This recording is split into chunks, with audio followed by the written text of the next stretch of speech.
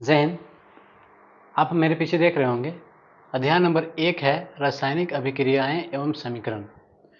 तो ये जो विज्ञान का एक चैप्टर है, जो केमिस्ट्री का एक चैप्टर है, इसमें जो पहला अध्याय है वो क्या है, रासायनिक अभिक्रियाएं एवं समीकरण। ये कक्षा 10 का है। विज्ञान किताब में अगर आप कक्षा 10 में देखेंगे तो पहला अध्याय आपको मिलेगा रासायनिक अभिक्रियाएं एवं समीकरण।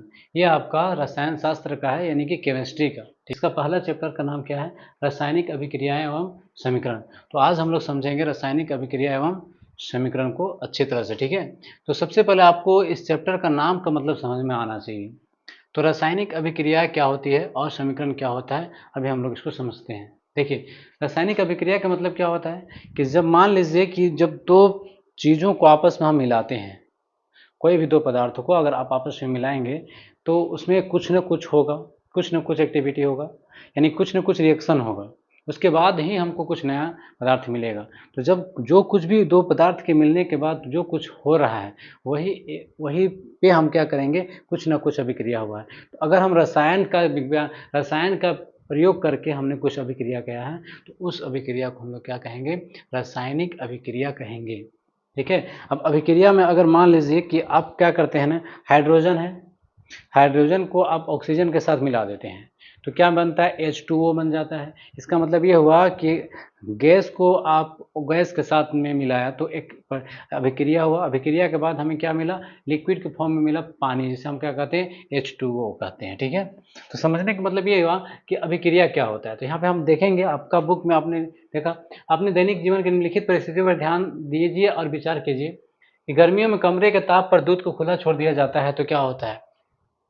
आपने देखा होगा कि आपके घर में अगर दूध को आप खाली खुला छोड़ देंगे गर्मियों के दिन में तो कुछ समय के बाद दूध फट जाता है, ना। तो उसमें बदलाव आ गया, कुछ न कुछ तो बदलाव आया ना, तो वही परिवर्तन अभिक्रिया है। ठीक है, लोहे का तावा अथवा तसला अथवा कील को आर्द्र वायुमंडल में खुला छोड़ दिया जाता है। मान लीजिए लोहे के कील को आप अगर खुले वातावरण में छोड़ दीजिएगा जहाँ पे नमी हो, आर्द्रता हो, है ना, तो क्या होगा, कुछ समय के बाद, कुछ दिनों के बाद आप उसमें देखेंगे जंग लग जाएगा। तो क्या किया, वहाँ पे कुछ न कुछ अभिक्रिया हुआ।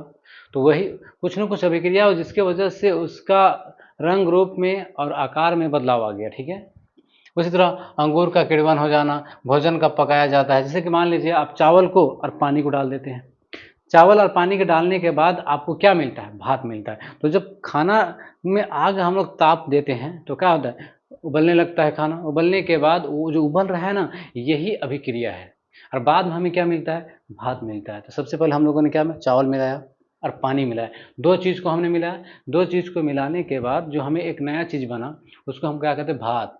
यानी कि भात तभी मिला हमें जब वहाँ पे क्या हुआ, कुछ न कुछ अभिक्रिया हुआ। ठीक है, तो इस चैप्टर को चलिए समझते हैं, इसमें क्या क्या टॉपिक्स पढ़ना है। देखिए, सबसे पहले समझिए, जब भी अभिक्रिया होगा तो कुछ न कुछ परिवर्तन होगा। ठीक है, तो क्या क्या परिवर्तन हो सकता है, तो दो तरह का परिवर्तन हो सकता है बच्चों। पहला परिवर्तन हो सकता है आपका, ठीक है, वो क्या है, भौतिक परिवर्तन होगा। क्या होगा, भौतिक परिवर्तन होगा। भौतिक परिवर्तन क्या होता है, देखिए मेरे पास मान लीजिए ये एक पेन है, इसको अगर हम तोड़ दें तो क्या ऐसा रहेगा, नहीं, इसमें कुछ बदलाव आ जाएगा। ठीक है, तो ये एक भौतिक परिवर्तन है। ठीक है, और मान लीजिए कि जैसे देखिए जल का बर्फ में बदलना, जल का बर्फ में, जल है, ये मेरे पास एक बोतल पानी है, इसको अगर हम जमा देंगे तो क्या ये जल जो है अभी लिक्विड के फॉर्म में है, ये द्रव अवस्था में है, लेकिन यही जमने के बाद ठोस बन जाएगा। क्या बन जाएगा, ठोस बन जाएगा। यानी कि इसका आकार में बदलाव तो आया, समझिएगा बात को। जल जो था वो लिक्विड के फॉर्म में था, यानी कि द्रव अवस्था में था। ठीक है, इसको जब हम फ्रीज किए, ठंडा किए, है ना, ठंडा करने के बाद ये क्या बन गया, बर्फ बन गया। क्या बन गया, बर्फ। और ये बर्फ क्या है, तो ठोस है। क्या है, ठोस। तो आपने देखा कि ये द्रव जो था पानी, वो क्या चीज में बदला, ठोस में बदल गया। तो ये भी एक बदलाव ही है, परिवर्तन है। लेकिन भौतिक परिवर्तन में बस ये समझना है आपको कि नया चीज नहीं बनता है, जो था वही हमें मिला, बस उसका बस रूप बदल गया, उसका आकार बदल गया, लेकिन हमें पानी था, पानी ही मिला, दूसरा चीज नहीं मिला। तो यही चीज है कि जब कोई पदार्थ केवल अपनी अवस्था में परिवर्तन लाता है, जैसे देखिए पानी था, द्रव अवस्था में था, देखिए पदार्थ की 3 अवस्थाएं होती है। पहला क्या होता है, तो ठोस होता है, फिर क्या होता है, द्रव होता है, और तीसरा क्या होता है, गैस होता है। ठीक है। देखिए भौतिक परिवर्तन समझने के लिए तीनों अवस्था आपको पता होनी चाहिए। ठीक है। अगर आप क्या करेंगे, अगर इस द्रव को ठंडा करेंगे, जैसे हमने यहाँ पे देखिए द्रव को हमने ठंडा किया, तो क्या द्रव में जो बदलाव आया बर्फ के रूप में, क्या वो बर्फ दूसरा चीज़ है क्या? नहीं, वो पानी ही है, बस उसका अवस्था बदल गया। पहले द्रव था, मीन्स ये द्रव था, अब बन के क्या हो गया, वो ठोस बन गया। इसका मतलब आपने समझा कि अवस्था सिर्फ बदलता है ना। भौतिक परिवर्तन में अवस्था बदल सकता है, उसका गुणवत्ता में कोई बदलाव नहीं आएगा। समझिएगा बात को। तो जब कोई पदार्थ केवल अपनी अवस्था में परिवर्तन लाता है और परिवर्तन के बाद कोई भी नए पदार्थ का निर्माण नहीं होता है, याद रखिएगा, बदलाव के बाद, परिवर्तन के बाद आप देखेंगे कि नया पदार्थ कुछ भी नहीं बना है, जो था हमारे पास वही पदार्थ है, बस उसका अवस्था बदल गया। इसे हम भौतिक परिवर्तन कहते हैं। ठीक है। अब उसका उल्टा देखिए, रासायनिक परिवर्तन। ये रासायनिक परिवर्तन क्या होता है समझिए। जब कोई पदार्थ किसी अन्य पदार्थ के साथ मिलकर एक अन्य पदार्थ का निर्माण करता है, ठीक है, तो उस परिवर्तन को रासायनिक परिवर्तन कहते हैं। और याद रखिएगा, एक नए पदार्थ का निर्माण कर सकता है। ठीक है। तो देखिए लोहे में जंग लगना, ठीक है, जब लोहे में जंग लगता है तो आयरन ऑक्साइड का परत जम जाता है। ठीक है। लकड़ी का जलना, देखिए लकड़ी जल गया, अगर आप लकड़ी को जलाएंगे तो क्या वो लकड़ी ही रहेगा? बिल्कुल भी नहीं, अवस्था नहीं बदलेगा, वो राख हो जाएगा। अब राख जो है वो लकड़ी से बिल्कुल अलग है। ठीक है। इसका मतलब ये हुआ कि जैसे ही हमने रासायनिक परिवर्तन किया, उसका मतलब वो जो पहला पदार्थ, आपने दो पदार्थ को मिलाया, जैसे लकड़ी को आप जला रहे हैं, मान के चीजें, लकड़ी को आप जलाएंगे, लकड़ी है ना, लकड़ी को हम लोग जलाते हैं। ठीक है। तो जलाने के लिए हमको ऑक्सीजन चाहिए। ठीक है। तो जो हमें मिलेगा वो क्या मिलेगा, राख मिलेगा। ठीक है, राख मिलेगा। इसका मतलब ये हुआ कि ये जो लकड़ी था और ये ऑक्सीजन है, इसमें हमने आग, गर्म क्या किया, आग लगाया, यानी कि ताप दिया इसमें। ठीक है, गर्मी, इसके वजह से आग लगने के बाद वो राख बन गया। क्या ये लकड़ी ही मिला हमें?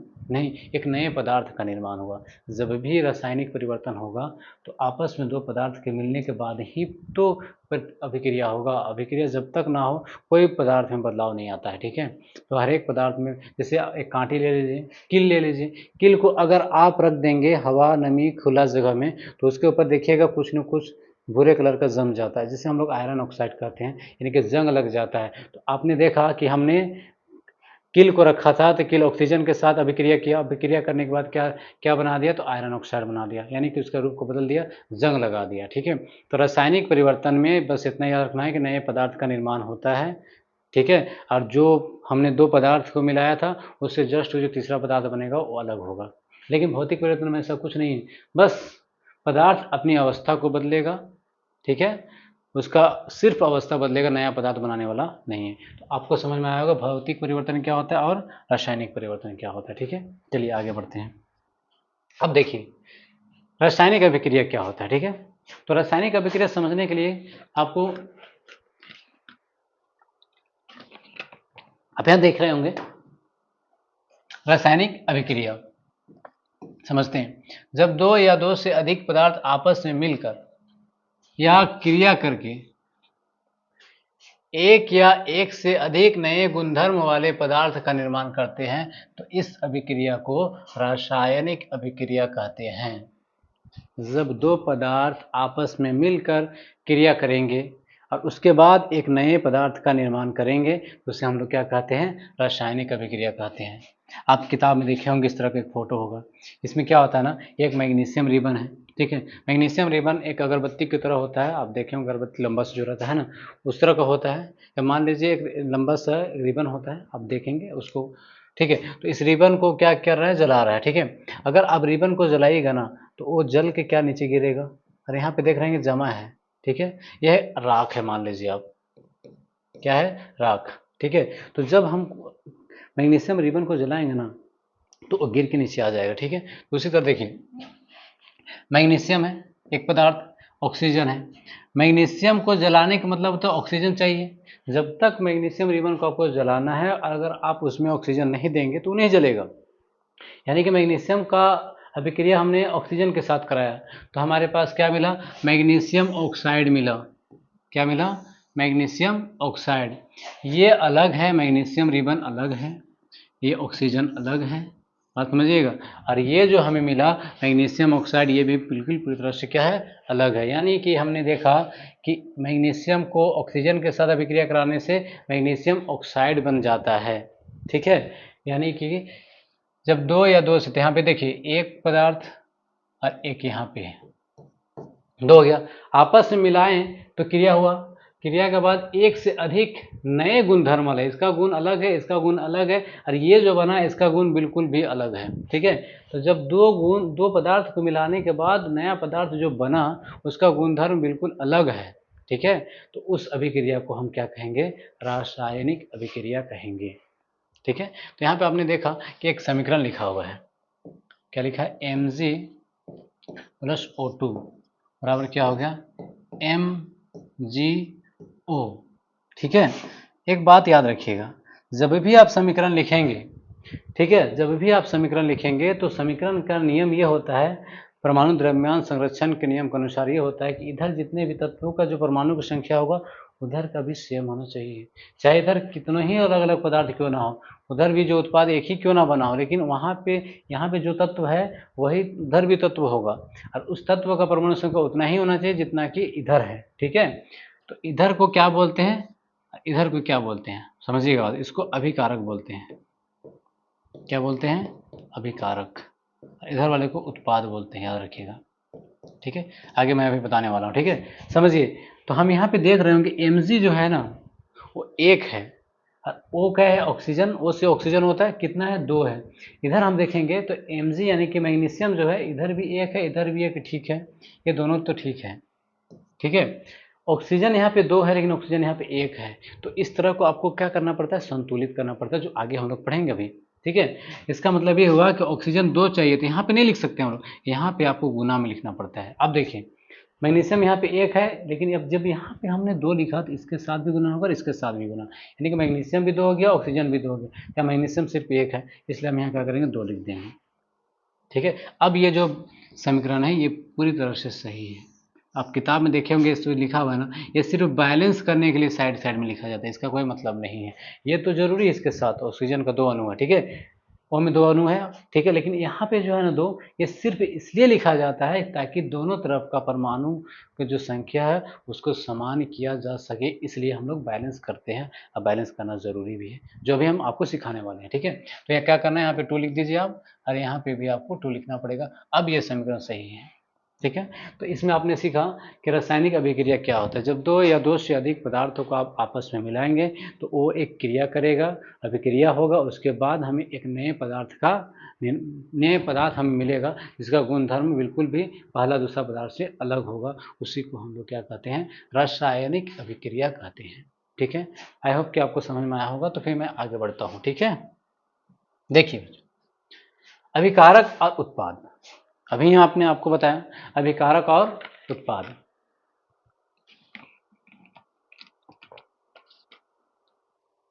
देखिए अभिकारक क्या होता है और उत्पाद क्या होता है, समझते हैं। ये अभिकारक और ये उत्पाद क्या होता है उसको आपको समझना है। तो आप देख रहे होंगे क्या लिखा हुआ अभिकारक में, जो पदार्थ रासायनिक अभिक्रिया में भाग लेते हैं उसे अभिकारक कहा जाता है। उत्पाद, अभिक्रिया के बाद जो नए गुणधर्म वाले पदार्थ का निर्माण होता है उसे उत्पाद कहते हैं। इस डेफिनेशन को आप लिख सकते हैं, आपको एग्जाम में, बोर्ड एग्जाम में अगर क्वेश्चन आता है तो आप आराम से इसको लिखेंगे तो आपको पूरा नंबर मिलेगा, ठीक है। देखिए जो पदार्थ रासायनिक अभिक्रिया में भाग लेते हैं, अभी हमने आपको बताया जब दो पदार्थ आपस में मिलते हैं तो रासायनिक अभिक्रिया होता है, तो उस अभिक्रिया जो हो रहा है उसमें दो पदार्थ तो भाग लिया ना, आपस में मिला ना, तो जो जो पदार्थ रासायनिक अभिक्रिया के लिए भाग ले रहे हैं, ठीक है, तो यहाँ पे देखिए यहाँ पे एक अभिक्रिया हो रहा है। इस तीर का मतलब क्या होता है, एरो जो यहाँ पे इसी तरह दिया हुआ है ना, इसका मतलब होता है अभिक्रिया का होना, ठीक है। तो यहाँ पे अभिक्रिया हो रहा है, तो जब अभिक्रिया हो रहा है तो आप देख रहे होंगे यहाँ पे कि दो पदार्थ आपस में क्या किया है, जो पदार्थ अभिक्रिया में भाग ले रहा है, तो अभिक्रिया तो बाद में उधर उत्पाद मिल गया, ये रिजल्ट है मान के चलिए आप, ये क्या है, रिजल्ट। हमने यहाँ पे कुछ काम किया, मतलब दो पदार्थों को आपस में मिला है, तब जाके एक पदार्थ उधर मिला, या दो मिला या चार मिला, उससे मतलब नहीं है, ठीक है। तो हमने यहाँ पे मैग्नीशियम और ऑक्सीजन को मिलाया है, तो एक अभिक्रिया होने के बाद मैग्नीशियम ऑक्साइड बना, जो कभी पीछे आपने देखा, ठीक है।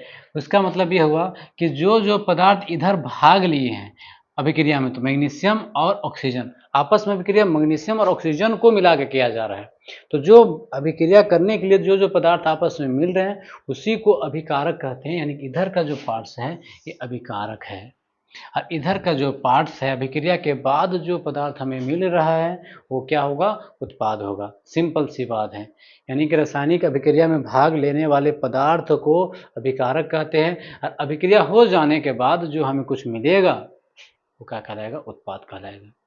सिंपल से समझिए आप बात को। आप अगरबत्ती को लेंगे, अगरबत्ती में माचिस से जलाएंगे तो वो अगरबत्ती जलने के बाद उसके नीचे क्या गिरेगा, राख गिरेगा।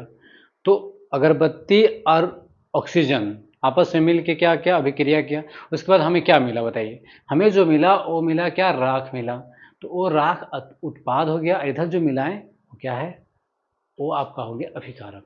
और एक एग्जाम्पल जो आप घर में डेली देखते हैं, मान लीजिए आप पानी को लेते हैं बर्तन में और चावल को डालते हैं, पानी और चावल को डालेंगे तो क्या होता है, वो खौलने लगता है, उबलने लगता है, उबलने के बाद वही उबल जो रहा वही अभिक्रिया है, अभिक्रिया के बाद हमें क्या मिलता है बताइए, भात मिलता है। तो जो भात मिला वो क्या है, वो उत्पाद है, और उससे पहले जो कुछ भी हमने मिलाया पानी को और चावल को, तो वो हो गया हमारा अभिकारक, यानी कि अभिक्रिया से पहले जो जो पदार्थ को मिलाया गया वो अभिकारक है, और अभिकारक के बाद जो हमें कुछ मिलता है वही कहलाता है उत्पाद, ठीक है। तभी हमने आपको बताया कि समीकरण संतुलित होना जरूरी है। यहाँ Mg का हुआ है, एक तो है, इधर भी एक है, ठीक है। ऑक्सीजन यहाँ दो है, यहाँ लेकिन यहाँ भी दो है, लेकिन आप इसको दो यहाँ बाहर लिख दीजिए तो अब बराबर हो गया। लेकिन याद रखिएगा ऑक्सीजन भी दो, मैग्नीशियम भी दो, तो क्या इधर मैग्नीशियम दो है, नहीं, तो आप यहाँ पे दो लिखेंगे। इस तरह से संतुलन मैं सिखाते जा रहा हूँ समीकरण को संतुलित करना, क्योंकि अभी आगे हम लोग समीकरण संतुलित करना सीखेंगे, ठीक है। तो कोई दिक्कत नहीं है, रासायनिक अभिक्रिया में अभिकारक क्या होता है और उत्पाद क्या होता है आपको पूरी तरह से समझ में आया होगा, कोई दिक्कत नहीं। मैं थोड़ा आराम से पढ़ाऊंगा और आपको पूरी तरह से समझा दूंगा, आपको समझना ज़रूरी है, क्योंकि रट के पढ़ने से कुछ फ़ायदा नहीं है। एग्ज़ाम में आप रट के तो नंबर ला सकते हैं, लेकिन अपने ज़िंदगी में नंबर नहीं ला सकते हैं। आपको अपने आगे की लाइफ के लिए बेहतरीन ढंग से हमें समझ कर पढ़ना है, और उसका जिम्मेदारी मेरी है। बस आपको क्या करना है, वीडियो को ध्यानपूर्वक देखना है, ठीक है। चलिए आगे बढ़ते हैं। अब आते हैं रासायनिक समीकरण क्या होता है, ठीक है। रासायनिक समीकरण क्या होता है, आपने फर्स्ट में ही देखा था, रासायनिक अभिक्रिया। अभिक्रिया आपको पूरी तरह से समझ में आया होगा, कोई भी दिक्कत नहीं हो रहा होगा, ठीक है। अभी जो हम लोग समझने वाले हैं वो क्या समझने वाले, रासायनिक समीकरण क्या होता है, ठीक है। तो देखिए, जब किसी रासायनिक अभिक्रिया को संकेतों या सूत्रों के माध्यम से व्यक्त किया जाता है, अभी तो हमने अभिक्रिया किया, तो उसको हम क्या लिखेंगे, संकेत या सूत्र के माध्यम से लिखेंगे, तो उससे हम क्या कहते हैं, रासायनिक समीकरण कहते हैं। तो यहाँ पे आप देख रहे होंगे ये जो ब्लू कलर के बॉक्स में है, यहाँ पे जो है, ठीक है, ये क्या है, एक समीकरण है, ये एक समीकरण है, समीकरण है। मैथ में भी आपने देखा होगा समीकरण, लेकिन ये रसायन का समीकरण है, इसलिए इसे रासायनिक समीकरण कहते हैं, ठीक है। देखिए डेफिनेशन क्या है, जब किसी रासायनिक अभिक्रिया में, तो यहाँ पे कुछ न कुछ अभिक्रिया हो रहा है, आपको पता है यहाँ अभिक्रिया होता है, जब दो पदार्थ मिलेंगे तो अभिक्रिया होना कंफर्म है। जब किसी रासायनिक अभिक्रिया को, तो अभिक्रिया हो रहा है, संकेतों, ये संकेत या सूत्र के माध्यम से हम लिख रहे हैं, ये संकेत हो सकता है, ये तो सूत्र है या संकेत है। जैसे मैग्नीशियम को Mg कहते हैं, ऑक्सीजन को O2 कहते हैं, तो उसका एक संकेत ही है ना, उसका एक सूत्र है। ऑक्सीजन का सूत्र क्या, O2 है, तो Mg क्या होगा, मैग्नीशियम ऑक्साइड हो गया। तो जब हम क्या कर रहे हैं कि ये जो पदार्थ या तत्व है उसको हम संकेत के माध्यम से लिख रहे हैं। अगर हम पूरा पूरा इस तरह से लिखने लगें, इस तरह से, तो फिर तो दिक्कत हो जाएगा ना, बहुत बड़ा बड़ा लिख नहीं पाएंगे आप। प्लस इसको बैलेंस कैसे करेंगे, कैसे 2 से गुना करेंगे, 3 से गुना करेंगे, इसलिए हम क्या करते हैं, संकेत या सूत्रों के माध्यम से इसी पदार्थ को लिखते हैं, बात समझ रहे हैं ना। तो जब हम किसी भी अब रासायनिक अभिक्रिया में भाग लेने वाले पदार्थ हो, अभिकारक हो चाहे उत्पाद हो, उसको हम संकेत या सूत्रों के माध्यम से लिखेंगे। ऐसे संकेत या सूत्रों के माध्यम से लिखने को ही रासायनिक समीकरण कहा जाता है। ठीक है, चलिए, तो यहाँ पे आपको पता है, यहाँ पे 2 लिखना पड़ेगा और यहाँ पे भी 2 लिखना पड़ेगा, बैलेंस हो जाएगा। अब देखिए, अभी तो आपको पता चल गया रासायनिक समीकरण को संतुलित कर लिखना पड़ता है, लेकिन क्यों वो समझते हैं। क्या रासायनिक समीकरण को संतुलित करना जरूरी है? बिल्कुल जरूरी है। हाँ, रासायनिक अभिक्रिया समीकरण यहाँ पे लिखा, ठीक है, याद रखिएगा। रासायनिक समीकरण को संतुलित करना जरूरी है, अति आवश्यक है, क्योंकि द्रव्यमान संरक्षण के नियम अनुसार, परमाणु द्रव्यमान संरक्षण के नियम के अनुसार क्या होता है, किसी भी रासायनिक अभिक्रिया में, किसी भी रासायनिक अभिक्रिया में न तो द्रव्यमान का निर्माण होता है और न ही विनाश होता है। ना द्रव्यमान का निर्माण होगा और ना ही उसका विनाश होगा। O2 अगर यहाँ पे 2 है तो अभिक्रिया के बाद भी 2 ही होना चाहिए। मैग्नीशियम इधर अगर 1 है तो यहाँ भी 1 ही होना चाहिए। अगर 2 हो जाता है या 3 हो जाता है तो आपको ज़रूरी है कि इधर जितना है उधर इस साइड भी आपको उतना ही करना पड़ेगा। यही कहता है द्रव्यमान संरक्षण का नियम। ठीक है, याद रखिएगा, द्रव्यमान संरक्षण का नियम ये कहता है कि अभिकारक के तरफ जितना भी परमाणु द्रव्यमान है वही आपका उत्पाद की तरफ भी होनी चाहिए। इसलिए रासायनिक अभिक्रिया को संतुलित करना जरूरी है। सिंपल सा आप लिख सकते हैं, रासायनिक अभिक्रिया को संतुलित करना जरूरी है, क्योंकि परमाणु द्रव्यमान संरक्षण के नियम अनुसार अभिकारक के तरफ जितने भी द्रव्यमान होगा उतना ही होना चाहिए, किधर, उत्पाद की तरफ होना चाहिए। क्योंकि द्रव्यमान का ना तो निर्माण होता है और ना ही विनाश होता है। जितना है हमेशा उतना ही रहता है, चाहे अभिकारक तरफ हो चाहे उत्पाद की तरफ हो। ठीक है, याद रखिएगा। अतः अभिक्रिया में अभिकारकों और उत्पादकों में प्रत्येक तत्व के परमाणुओं की संख्या बराबर बराबर होनी चाहिए, ये याद रखिएगा। अभिकारकों और उत्पाद में जितने भी तत्व हैं, जितने भी पदार्थ हैं, उसका परमाणुओं की संख्या क्या होनी चाहिए, बराबर होनी चाहिए। आपने यहाँ देखा होगा, यहाँ पे Mg1 था, इधर जब हम पूरा करने के लिए 2 लिखे तो Mg यहाँ पे 2 हो गया, तो इधर भी 2 होना जरूरी, इसलिए हम यहाँ पे 2 लिखे। ऑक्सीजन यहाँ पे 2 था तो इधर का भी 2 होना जरूरी था, इसलिए हमने 2 से गुना किया। तो आपको समझ में आ रहा होगा कि हम क्या क्या कर रहे हैं इसमें। ठीक है,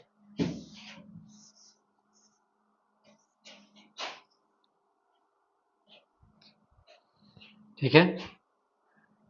अब यहाँ पे आप देखेंगे एक समीकरण लिखा हुआ है, क्या ये संतुलित समीकरण है? ये तो संतुलित नहीं है, असंतुलित है, इसको संतुलित करना पड़ेगा। लेकिन यहाँ पे जो लिखा है संतुलित है या नहीं है, देखिएगा।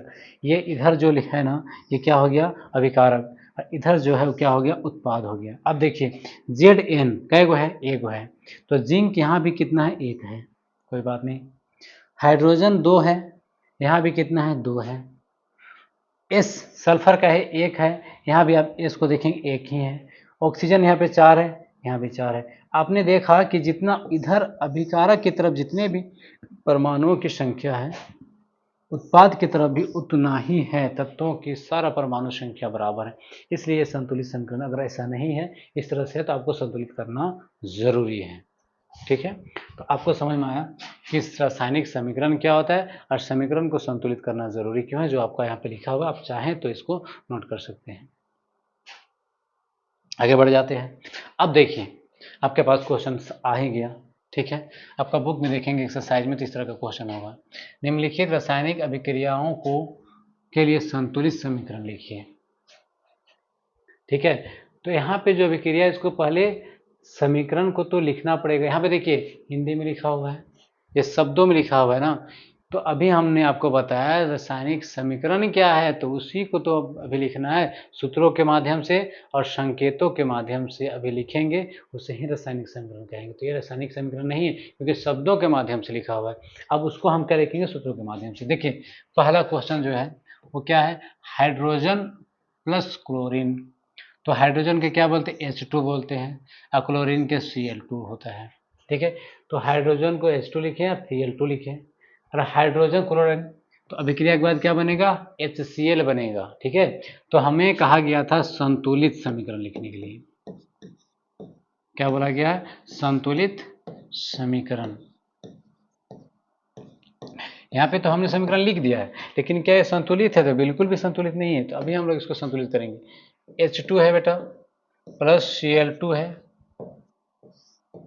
फिर HCl होगा। पूरा नाम मैं नहीं दे रहा हूँ, आप समझ सकते हैं, हाइड्रोजन और क्लोरीन, है ना। अब देखिए, तभी हमने आपको बताया कि संतुलित लिखना ज़रूरी है। ठीक है। देखिए आगे मैं बताऊंगा एकदम एक एक करके कि कैसे संतुलित किया जाता है। ठीक है। आप इसको संतुलित करने का तरीका है, लेकिन मैं अभी बता रहा हूँ एकदम सिंपल सा, फालतू में ऐसे लिखने की जरूरत नहीं है। अगर आप कहीं पे देखेंगे कोई टीचर इस तरह से बताते हैं, एच को लिख लीजिए पहले, ऐसे बॉक्स में बंद कर लिए, इसका एक है, दो है, फिर Cl का एक है, Cl को लिखिए, ये भी दो है, इस तरह से बॉक्स में बंद कर लीजिए। ठीक है। अब इधर भी क्या कि H को लिखिए। ठीक है। और एक ही है ना, यहाँ पे एक ही तत्व है, इसलिए HCl बस लिखिए आप यहाँ पे। ठीक है। इसको बॉक्स में बंद कीजिए, HCl, है ना। अब आप यहाँ देखेंगे हाइड्रोजन कितना है, 2 है, तो यहाँ पे आपको 2 से गुना कर देना है। अब देखिए हाइड्रोजन 2, क्लोरीन भी 2, हाइड्रोजन 2, क्लोरीन भी 2, इस तरह से नहीं समझेंगे। ऐसा समझने में आपका दिमाग और क्या बोलते हैं ना, एकदम धार नहीं होता है। जिस चीज़ में एक तलवार होता है, चाकू होता है, उसमें धार नहीं, उसे भोथड़ कहते देहाती में, है ना, भोथड़ हो जाएगा आपका दिमाग। तो दिमाग को भोथड़ नहीं करना है, थोड़ा फास्ट समझने की कोशिश करेंगे, इसलिए मैं इस तरह से नहीं बता रहा हूँ। ठीक है। क्योंकि आपको ऐसा लिखने की जरूरत नहीं है एग्जाम में भी। तो यहाँ पे हम जब देखेंगे तो जो H2 है, हाइड्रोजन जो है 2 है, इधर कितना, एक ही है। तो जितना आपको कम नजर आए उधर आपको सिंपल से ऐसे करके लिख देना है। ठीक है। अब देखिए, अब फिर से आपको मिलाना, शुरू से मिलाना, ऐसा नहीं कि आप डायरेक्ट आगे से मिलाएंगे। हाइड्रोजन 2, यहाँ पे भी हाइड्रोजन, देखिए इसके साथ जो हाइड्रोजन है ना बेटा, याद रखिएगा, ये जो हाइड्रोजन है इसके साथ भी गुना होगा और इसके साथ भी होगा।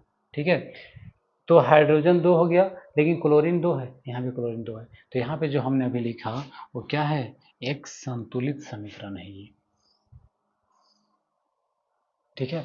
तो पहला क्वेश्चन आपका क्लियर हो गया। हाइड्रोजन प्लस क्लोरीन का अभिक्रिया कराएंगे तो हाइड्रोजन क्लोराइड बनेगा, जिसे HCl कहते हैं। वो पहला क्वेश्चन पूरी तरह से क्लियर हो गया।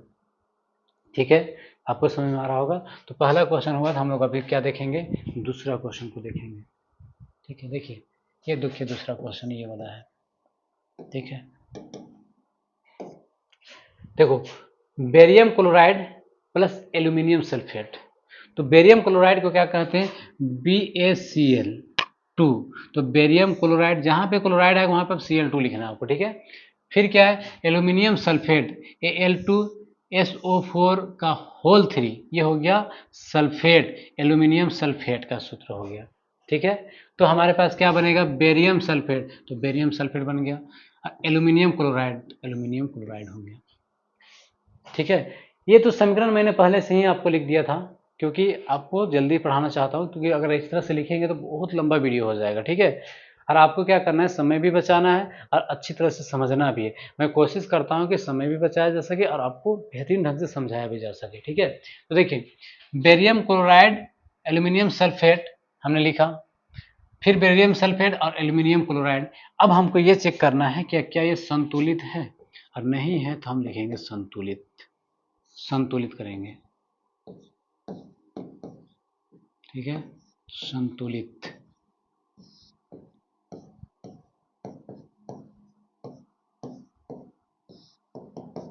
इसी का संतुलित समीकरण हम लिख रहे हैं। देखिए पहले एक बार इसको लिख लेते हैं, BaCl2 प्लस Al2SO4 का होल 3 को रिएक्शन करने के बाद हमारे पास जो मिला वो क्या मिला, BaSO4 प्लस AlCl3। नया कुछ भी हमने नहीं किया, बस जो ऊपर लिखा था उसी के नीचे लिख दिया। अब इसको बराबर कर लेते हैं। आपको अभी मैंने बताया किस तरह से करना है। सबसे पहले बेरियम को देखिए, इधर एक है, अभिकारक तरफ और उत्पाद तरफ देखना है। ठीक है। यहाँ पे बेरियम एक है, इधर भी बी एक ही है। क्लोरीन Cl2 यहाँ पे है, यहाँ 3 है। बात समझ रहे बात को ना। यहाँ अगर 2 है और यहाँ कितना है, 3 है। इसका मतलब ये है कि इसमें हमें आपको किसी भी तरह से 3 को और इस 3 को आपस में बराबर करना पड़ेगा। तो ये जो 3 है उसको आप यहाँ पे गुना कर दीजिए। ठीक है, और यहाँ आपको 2 से गुना कर देना है।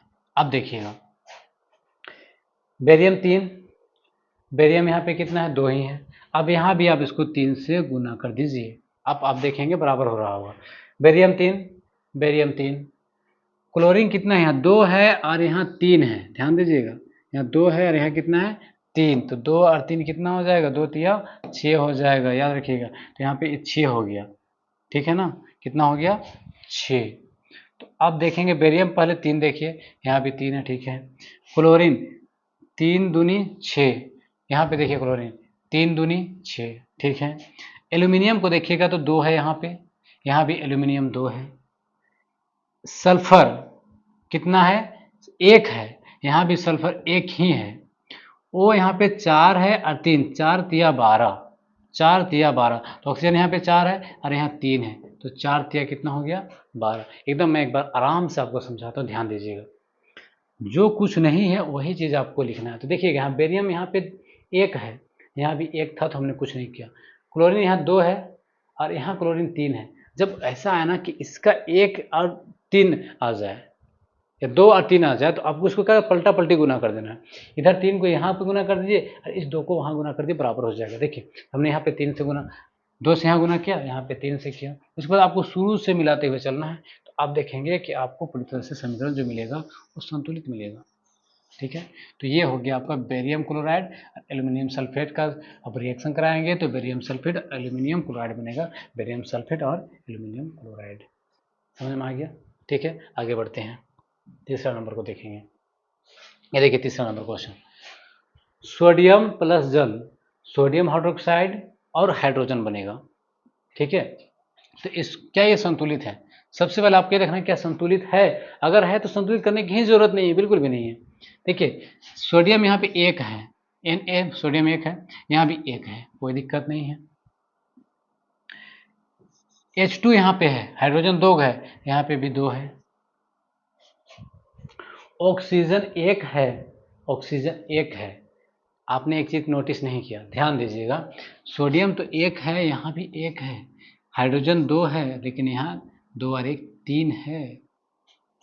कितना है, 3 है, यहाँ पे 2 और यहाँ पे 1, 3 और यहाँ पे सिर्फ 1 ही है, ठीक है। तो हमको क्या करना पड़ेगा, इसको संतुलित करना पड़ेगा। मैं यहीं पे करके दिखाता हूँ, ठीक है। तो हाइड्रोजन तो ठीक है, सोडियम भी ठीक है, वो मेरे पास यहाँ पे क्या करना पड़ेगा, आपको ऑक्सीजन को यहाँ पे 2 से गुना कर दीजिए, ठीक है। तो सोडियम भी 2 यहाँ करना पड़ेगा, तो सोडियम 2, यहाँ पे भी 2, हाइड्रोजन यहाँ पे 2 है और यहाँ पे 2 और 2 4 हो गया, तो आपको यहाँ पे भी 2 से गुना कर देना है। देखिए सोडियम 2, सोडियम 2, हाइड्रोजन 2 दूनी, इसको और इसको गुना किया, देखिए इसको और इसको गुना करते हैं तो 2 दूनी कितना हो गया, 4, हाइड्रोजन 4 हो गया, तो यहाँ भी इसको इसके साथ गुना होगा, तो 2 और 2 यहाँ 4, ऑक्सीजन यहाँ पे कितना है, 2, यहाँ भी देखिए ऑक्सीजन ये होगा 2 है, यानी कि अभी जो हमने लिखा वो संतुलित है। तो क्या लिखेंगे, 2Na प्लस 2H2O, अभिक्रिया के बाद क्या मिलेगा, 2NaOH प्लस H2। ये आपका जो समीकरण है वो संतुलित समीकरण है, ठीक है। बिल्कुल समझ में आया होगा, ठीक है। अगला क्वेश्चन देखते हैं। यहाँ पे आपको अभी समझना है क्या, समीकरण को संतुलित कैसे करते हैं, ठीक है। उसके लिए आपको सबसे पहले क्या करना पड़ेगा, पानी पीना पड़ेगा, ठीक है।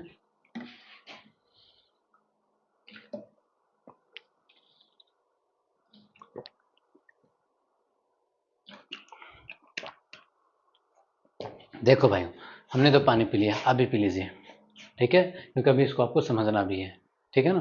देखते हैं, निम्न रासायनिक समीकरण को आपको संतुलित करना है। अभी हम यहाँ पे अच्छी तरह से समझ जाएंगे कि संतुलित करते कैसे हैं, ठीक है। एक क्वेश्चन को लेते हैं, सबसे पहले पहला क्वेश्चन को क्या है, HNO3 प्लस CaOH का होल 2, नीचे लिखिएगा आप, है ना, वहाँ पे मिस्टेक से ऊपर लिखा गया था, नीचे होगा NO3 होल 2 प्लस H2O।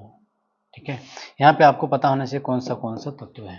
ठीक है, हाइड्रोजन है, नाइट्रोजन है, ऑक्सीजन है, कैल्शियम हाइड्रोक्साइड है, कैल्शियम नाइट्रेट है, और हाइड्रोजन यानी कि जल है, H2O है। ठीक है, एकदम उस तरह से मैं बताऊं कि जो एकदम लंबा प्रोसेस होता है। ठीक है, आपको तो समझ में आएगा पर परेशानी बहुत होगा, पर मैं एक बार बता ही देता हूं आपको। H स्वतंत्र तत्व है, आप H को लिखिए, कैट है, एक है तो एक लिख लीजिए। नाइट्रोजन भी एक है तो आप एक लिख लीजिए। ऑक्सीजन को आपको एक, क्या है, तीन है, तीन लीजिए। इसको एक बॉक्स में बंद कर लीजिए। आपने समीकरण पढ़ा तो आपको पता होगा कि ये पहला पद दूसरा पद मैथ पढ़ते होंगे ना, प्लस और माइनस बीच में आ जाए तो उसको पद अलग अलग हो जाता है। एक यहाँ पे पद है तो एक लिख दिया, अभी एक यहाँ पे है तो इसको भी आप यहीं पे लिखिए।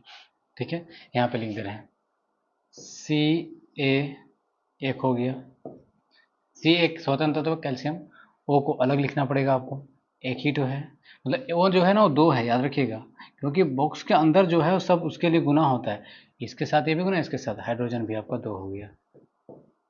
इस तरह से आपको बॉक्स में बंद कर लेना है। इधर आ जाइए, सी ए को आप लिखेंगे, एक ही है तो एक लिखिए। नाइट्रोजन का है तो एक है, कितना है, दो है, क्योंकि ये इसके साथ गुना होगा। ऑक्सीजन आपका कितना है, तीन दूनी छः है। बंद कीजिए इस तरह से आप। ठीक है, एच को लिख लीजिए आप, दो है तो दो लिखिए। ऑक्सीजन को आप एक लिख लीजिए। ठीक है, सिर्फ एक क्वेश्चन मैं ऐसा बता रहा हूँ, बाकी बस फास्ट बनाएंगे। अब क्या देखना है बेटा आपको, अब ये देखना है शुरू से, यहाँ पे आइए, इसको छोड़ दीजिए अभी। हाइड्रोजन एक है, उधर देखना है आपको हाइड्रोजन कितना है। यहाँ पे हाइड्रोजन दो है, यहाँ पे एक है, तो इस दो को बराबर करना है। एक और दो रहेगा तो दो को यहाँ पे गुना कर देना है। ठीक है, सिंपल से गुना आप कर दीजिए यहाँ पे दो। अब जैसे आपने यहाँ 2 गुने का सबके साथ ही गुना हो, क्योंकि बाहर है, तो दो एका दो, दो एका दो, दो तिया छः। शुरू से मिले, आप इसको भूल जाइए, अभी इसको देखना है। हाइड्रोजन दो है, हाइड्रोजन यहाँ पे दो है, नाइट्रोजन दो है, नाइट्रोजन दो है, ऑक्सीजन यहाँ पे छः है, ऑक्सीजन यहाँ पे छः है, कैल्शियम एक है, कैल्शियम एक है, ऑक्सीजन दो है, ऑक्सीजन एक है, यहाँ छः है, हाइड्रोजन दो है, हाइड्रोजन दो है। ठीक है, लेकिन ये समझना है आपको कि यहाँ पे हाइड्रोजन तो दो है और यहाँ भी दो है, चार हाइड्रोजन हो जाता है। हाइड्रोजन यहाँ पे दो, यहाँ पे भी दो। अब दोनों तरफ यहाँ जितना है सब एक तरफ का है, एक अभिकारक की तरफ पूरा को गुना कर लेना, आपको जोड़ लेना। ठीक है, हाइड्रोजन दो चार हो गया, और हाइड्रोजन यहाँ पे दो ही है, तो अब इसको क्या कीजिए, दो से गुना कर दीजिए। ठीक है, अब इसके साथ भी गुना होगा तो दो दूनी चार, दो एका दो। अब मिलाइए फिर से, हाइड्रोजन दो चार हो गया, हाइड्रोजन आपका चार हो गया, नाइट्रोजन दो, ऑक्सीजन छः, ऑक्सीजन आप यहाँ पे देखेंगे दो है और यहाँ छः है, आठ हो गया, और यहाँ पे ऑक्सीजन दो है, यहाँ पे छः और दो, यहाँ पे छः है और यहाँ पे दो, आठ हुआ, तो यहाँ पे छः और यहाँ पे दो, आठ हो गया। ठीक है, हाइड्रोजन तो बराबर हो ही चुका है, यानी कि सब कुछ बराबर हो गया। तो जो कुछ भी हमने यहाँ पे बाहर के साइड में गुना किया, ध्यान दीजिएगा, सबसे इंपॉर्टेंट है बेटा कि यहाँ पे हमने जो किया है वही चीज को यहाँ लिख देना है। तो इस बॉक्स के अंदर, इस पद के अंदर हमने दो से गुना किया, तो यहाँ पर दो लिखेंगे। ठीक है, यहाँ पे हमने कुछ किया क्या, नहीं तो छोड़ दीजिए। अब यहाँ पे देखिए, इस भाग में कुछ हमने किया, नहीं तो कुछ नहीं करेंगे। यहाँ भी कुछ किया तो यहाँ पे दो, तो यहाँ पे आप दो लिख दीजिए। अब मिला के देखेंगे तो आपका जो समीकरण है वो पूरी तरह से संतुलित होगा। देखिए, हाइड्रोजन दो और यहाँ पे दो, चार है। यहाँ पे देखिए, दो दूनी चार। ठीक है, नाइट्रोजन एक है, सॉरी यहाँ से गुना होगा ना, दो है, तो यहाँ पे देखिए अब नाइट्रोजन दो है, कोई दिक्कत नहीं है। ऑक्सीजन तीन और दो, यहाँ पे देखिए तीन दूनी छः और दो आठ। ऑक्सीजन देखिएगा तीन दूनी छः और यहाँ से यहाँ दो, आठ। कैल्शियम एक है बेटा, यहाँ भी एक है। ऑक्सीजन का हमने पहले ही कर दिया था, हाइड्रोजन को पहले ही बराबर करें। ये हमारा समीकरण जो है वो पूरी तरह से संतुलित समीकरण है। ठीक है, तो आपने देखा कि पहला समीकरण को हमने संतुलित कैसे किया। तो इतना लिखने की क्या ज़रूरत है जब हम यहाँ आसानी से समझ सकते हैं। एकदम आसानी से समझ सकते हैं। इतना आप मत लिखिए, फालतू का परेशान होने की ज़रूरत नहीं है। बहुत सारे ऐसे भी लोग होते हैं जो कि इस तरह से भी पढ़ाते हैं, इस तरह से भी पढ़ते हैं। पर अच्छी बात है कि आपको समझ में आनी चाहिए, चाहे जैसा भी पढ़ा जाए आपको समझ में आना चाहिए। लेकिन अगर आप इस तरह से लिखेंगे ना और समझेंगे तो आपके लिए बहुत ही आसान होगा। ठीक है, तो चलिए आगे देख लेते हैं बी नंबर को भी। इसको देखिए आप, पहला तो हमने करा दिया, दूसरा देखेंगे। ठीक है, क्या है, NaOH प्लस H2SO4। जब भी आप करें तो यहाँ थोड़ा गैप छोड़ दिया कीजिए, आपका काम आएगा। यहाँ पे छोड़ेंगे Na2SO4 प्लस H2O।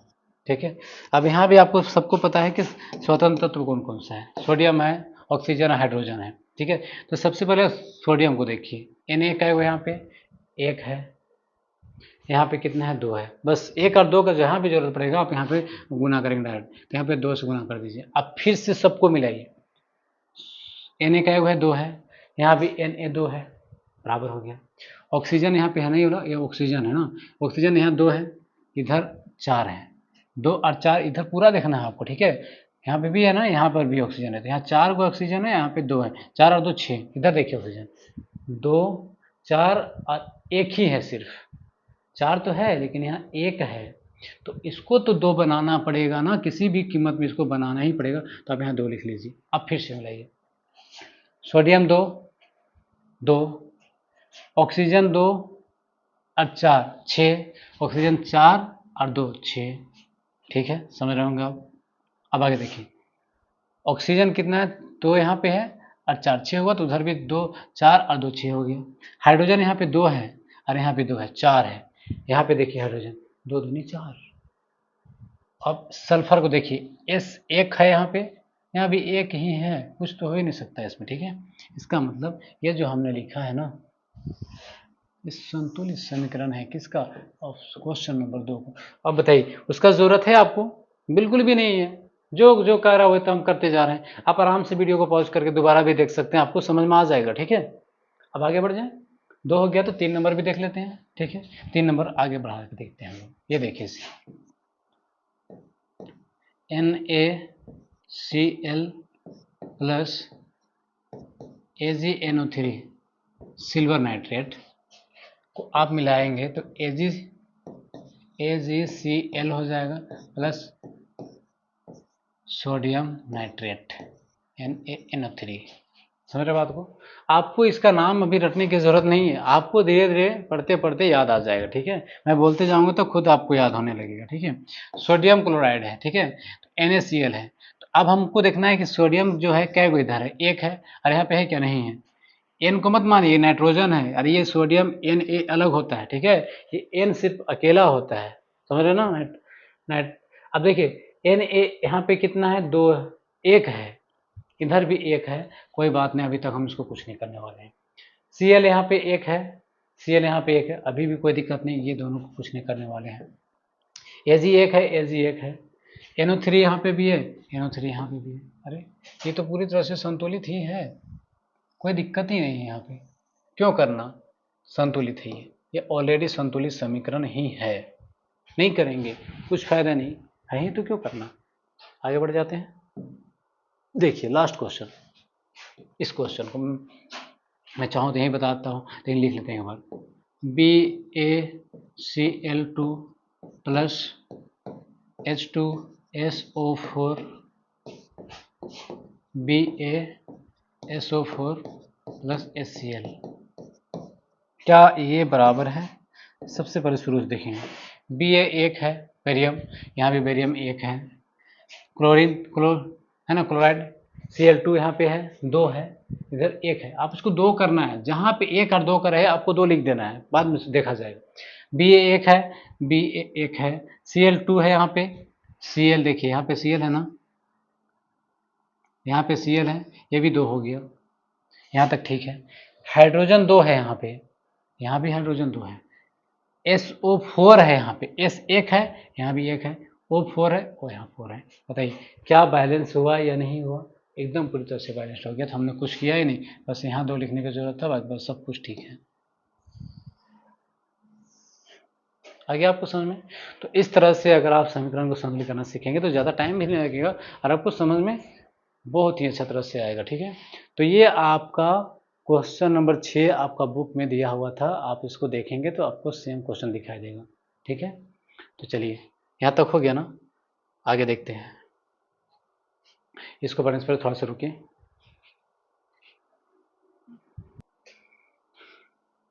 ठीक है, देखिए इसको भी देखते हैं। ठीक है, ये बुक में आपका क्वेश्चन नंबर 7 है। ठीक है, निम्न अभिक्रियाओं के लिए संतुलित रासायनिक समीकरण लिखिए। सबसे पहले तो आपको इसको यहाँ पे शब्दों में लिखा है, इसको सूत्रों के माध्यम से लिखना है। ठीक है, उसके बाद आपको इसको क्या करना है, संतुलित करना है। तो यहाँ पे हमने लिख दिया है, देखिए संतुलित, यहाँ पे समीकरण हमने लिखा, क्या ये संतुलित है, बस उसको देख लेना है। ठीक है, तो आप ऐसे भी समझ सकते हैं इसको। देखिए कैल्शियम यहाँ कितना 1 है, तो 1 मान लीजिए यहाँ पे है। ठीक है, 1 हो गया। इधर भी कैल्शियम कितना है, 1 ही है। ठीक है, ऑक्सीजन यहाँ पे कितना 2, तो यहाँ पे 2 हो गया ऑक्सीजन, और यहाँ 2, कितना हो गया 4 हो गया। इधर 3 है और इधर 1 है, तो 3 और 1 कितना हो गया, तो 4 हो गया। ठीक है, ये भी 4 हो गया। ऑक्सीजन भी कितना हो गया हम लोग का, 4 हो गया। हाइड्रोजन 2 है यहाँ, हाइड्रोजन भी यहाँ 2 है। कार्बन 1 है, कार्बन यहाँ भी 1 है। ये ऑलरेडी ही संतुलित है, इसको संतुलित करने की कोई ज़रूरत ही नहीं है, बिल्कुल ज़रूरत नहीं है। ठीक है, ये संतुलित समीकरण है। हो गया पहला। देखिए दूसरा, निम्न अभिक्रियाओं के लिए संतुलित रासायनिक समीकरण लिखिए। ठीक है, तो कैल्शियम हाइड्रोक्साइड, इसको तो हमने कर दिया था, अभी सेकेंड नंबर को देखना हमको, है ना। तो सेकेंड नंबर में आप देखेंगे जिंक है, सिल्वर नाइट्रेट है, जिंक नाइट्रेट और सिल्वर है। ठीक है, तो जेड एन यहाँ पे हम देखेंगे कितना है, 1 है, 1 है यहाँ। इधर कितना है, इधर भी 1 ही है। एजी इधर क्या हुआ है, 1 है, यहाँ भी 1 है, यहाँ भी 1 ही है। नाइट्रोजन यहाँ पे कितना है, 1 है, और यहाँ कितना है, 2 है। बस यहाँ पे 2 है, यहाँ पे 1 है, इसका मतलब यहाँ पे कमी है ना। यहाँ पे कितना कमी है, तो 2 का कमी है। तो यहाँ नाइट्रोजन पूरा करने के लिए आप यहाँ 2 नहीं लिख सकते, इसमें 2 नहीं लिख सकते, ऑलरेडी 2 है, तो यहाँ पे आप 2 लिख दीजिए। अब देखिए जेड एन 1 है ना, यहाँ पे जेड एन 1 है, तो यहाँ भी 1 ही है। एजी यहाँ पे कितना है, 2 है, और यहाँ कितना 1 है, आपको यहाँ पे 2 लिखना पड़ेगा। ठीक है, अब मिलाइए, Z N 1, Z N 1, AG silver 2 है यहाँ पे 2 हो गया। एन 1 है यहाँ, नहीं एन यहाँ पे जो है ना 2 है, ये भी एन यहाँ पे 2 है, कोई दिक्कत नहीं। ऑक्सीजन 3 है यहाँ पे, ऑक्सीजन यहाँ पे 6 है, यहाँ पे ऑक्सीजन 6 है, यहाँ पे 3 है। नहीं नहीं नहीं, ध्यान दीजिएगा, यहाँ पे ऑक्सीजन 6 है, इसके साथ गुना, लेकिन यहाँ पे सिर्फ 3 दूनी 6, ये भी 6 है। ठीक है ठीक है ठीक है, फिर से देख लीजिए, जेड एन 1, जेड एन 1 है, एजी 2 है, एजी 2 हो गया। नाइट्रोजन 2 है, नाइट्रोजन यहाँ पे भी 2 है। ऑक्सीजन 3 दूनी 6, 3 दूनी 6, पूरी तरह से संतुलित हो गया। ये समीकरण संतुलित। क्वेश्चन नंबर पहला, क्वेश्चन नंबर 2 अभी बताएं, अब तीसरा देखते हैं हम लोग। ठीक है, देखिए तीसरा, aluminium plus copper chloride, aluminium copper chloride, aluminium chloride और कॉपर। ठीक है, अब देखिए यहाँ मिला के थोड़ा फास्ट चलते हैं। ठीक है ना, आपको समझ में आया तो क्या दिक्कत है। एल्यूमिनियम यहाँ पे कितना 2 है, 1 है, यहाँ भी 1 है, कोई दिक्कत ही नहीं है। कॉपर यहाँ कितना 1 है, यहाँ भी 1 है, कोई दिक्कत नहीं है। Cl यहाँ पे 2 है, यहाँ पे 3 है। अभी न 3 और 2 का बात आ गई, 1 और 2 का होता तो आपको तो गुना डायरेक्ट 2 से कर देना है, लेकिन 3 और 2 का बात है तो पलटा पलटी गुना करते हैं। इस 3 को यहाँ लिख दीजिए आप, इस 2 को यहाँ लिख दीजिए। अब देखिए मिला, एल्यूमिनियम 1 है, यहाँ 2 है, तो आप यहाँ पे 2 लिख लीजिए। अब मिलाइए, एल्यूमिनियम 2, एल्यूमिनियम 2, कॉपर 3, कॉपर 1 ही है, तो यहाँ पे एल्यूमिनियम 2, एल्यूमिनियम 2, कॉपर 3, कॉपर 1 है, तो यहाँ पे 3 कीजिए। अब मिलाइए, एल्यूमिनियम 2, एल्यूमिनियम यहाँ पे भी 2 है, कॉपर 3, कॉपर 3, क्लोरीन 3 दूनी 6, 3 दूनी 6, संतुलित रासायनिक समीकरण हो गया। ठीक है, कोई दिक्कत नहीं। ये क्वेश्चन नंबर सी भी हो गया। अब क्वेश्चन नंबर डी देखते हैं हम लोग। देखिए बेरियम क्लोराइड, तो बेरियम क्लोराइड लिखा, potassium sulphate, potassium sulphate, barium sulphate, barium sulphate, potassium chloride KCl। ठीक है, अब मिलाते हैं, यहाँ पे बेरियम कितना 1 है, इधर भी कितना है 1 है।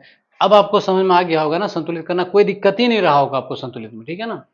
तो बेरियम 1 है, यहाँ भी 1 है, क्लोरीन 2 है, उधर देखते हैं 1 है, यहाँ पे 1 है, यहाँ पे 2 है, यहाँ पे 1 है, यहाँ पे 2। तो क्या करना पड़ता है, जिधर 1 है उधर 2 से गुना करना पड़ता है। तो यहाँ पे 2 लिख दीजिए आप, ठीक है।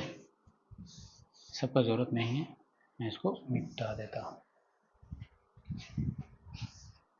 चलिए अब मिलाते हैं, बेरियम 2 सॉरी 1, यहाँ भी 1 है, क्लोरीन 2, क्लोरीन 2 हो गया, पोटेशियम 2 के 2, S1 है, S1 है, O4 है, O4 है, हो गया ना संतुलित। कोई दिक्कत नहीं है आपको, बिल्कुल कोई A B C D चारों खत्म हो गया। आपका बुक में देखेंगे 7 नंबर का क्वेश्चन जो समीकरण लिखने के लिए बोला है और संतुलित करने के लिए बोला है, तो हमने लिख के आपको दिखाया। अब हमको ऐसा लगता है कि आपको समीकरण को संतुलित करने में ज़रा बराबर दिक्कत होने वाला नहीं है, ठीक है। चलिए आगे देखेंगे क्वेश्चन। अब हमारे पास जो क्वेश्चन है वो है संयोजन अभिक्रिया, क्या है, जिसे हम कॉम्बिनेशन रिएक्शन इंग्लिश में कहते हैं, ठीक है। तो अभी हम लोग समझेंगे संयोजन अभिक्रिया, ठीक है।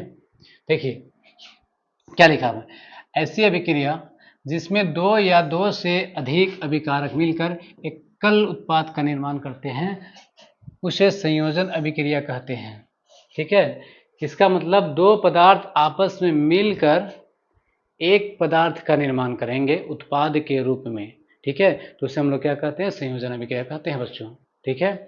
जब 2 या 2 से अधिक पदार्थ मिलकर एक ही उत्पाद का निर्माण करेंगे, जैसे 2 पदार्थ मिलाएंगे तो अभिकारक है, वो अभिक्रिया होगा, उसके बाद कितना पदार्थ मिलेगा, बनेगा 1 बनेगा, ठीक है। तो जो एक पदार्थ बनेगा वो आपका क्या कहलाएगा, उत्पाद कहलाएगा। और इस तरह के जो अभिक्रिया होंगे संयोजन का मतलब होता है जोड़ना, ठीक है। तो देखिए एक पदार्थ 2 पदार्थ आपस में हमने मिलाया, ठीक है, जिससे क्वेश्चन लिखा है। तो अभिकारक में 1 हो गया, 2 हो गया, तो 2 से अधिक भी कर सकते हैं या 2 भी रहेगा चलेगा। तो 2 अभिकारक आपस में मिला तो एक नया उत्पाद बना प्लस ऊष्मा उत्पन्न हो गया, ठीक है। क्या ये, तो CaO कैल्शियम ऑक्साइड है, ये क्या है, कैल्शियम ऑक्साइड। ये कैल्शियम ऑक्साइड है और ये H2O क्या होता है, जल होता है, याद रखिएगा।